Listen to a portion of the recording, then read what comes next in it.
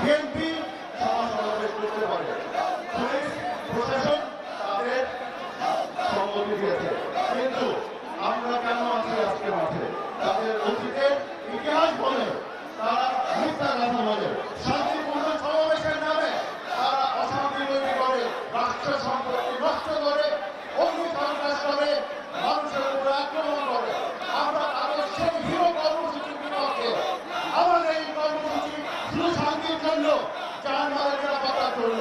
ওরা যত শান্তি তৈরি করবে, আমরা তত শান্তির জন্য আরো বেশি হাজার হাজার লাখ লাখ আওয়ামী লীগের কর্মী, জননেত্রী শেখ হাসিনার কর্মী, বঙ্গবন্ধু শরীরের একটা হবে। জয় বাংলা, জয় বঙ্গবন্ধু।